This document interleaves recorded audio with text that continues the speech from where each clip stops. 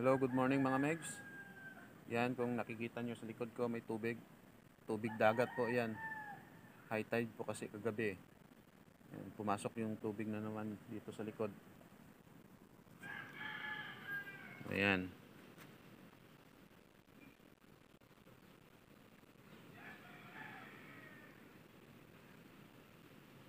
Tubig dagat yan. Yung tubig kasi na nanggaling doon sa doon banda. Kasi doon pumapasok yung tubig ng dagat sa lakas ng alon, high tide pa kagabi. Tapos dito na napupunta sa amin. Yan ito, tubig dagat din to.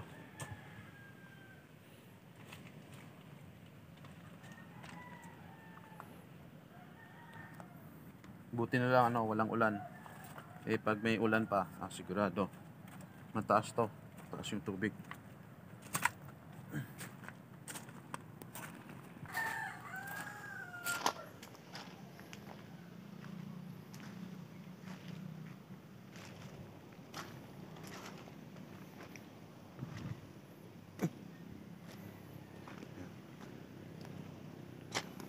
Dito yung tubig. Yan.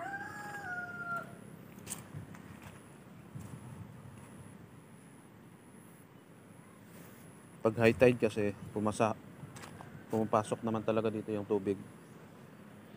Kasi doon, tulay doon.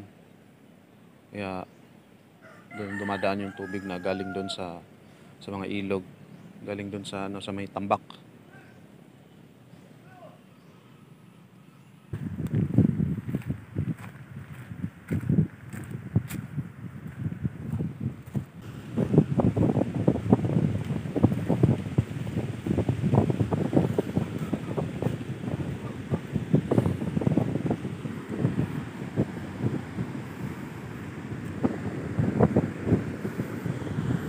Tumaas na naman yung mga buhangin. Makyat na naman. Sira na naman yung nila, bakod.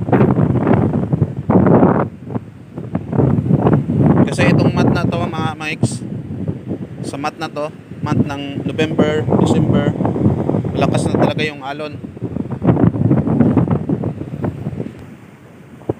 Ewan ko lang mamaya kung mataas pa rin yung high tide. Kaya pantay-pantay kami mamaya. Kasi last December, last December yata yun, mataas din yung tubig. Natutulog kami. Yung tubig pala, umaano na sa namin, sa gilid ng bahay. Tapos yung mga tsinelas namin, inaanod na yung mga tsinelas. Gulat lang kami pag nung umaga, wala na yung tsinelas.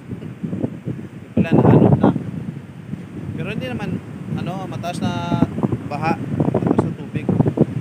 Hanggang lang, buko-buko ng paa. So yun mamaya, bantay-bantay kami. Baka tumaas na naman yung high tide. So mag-ingat tayo lahat mga Megs ha. God bless po.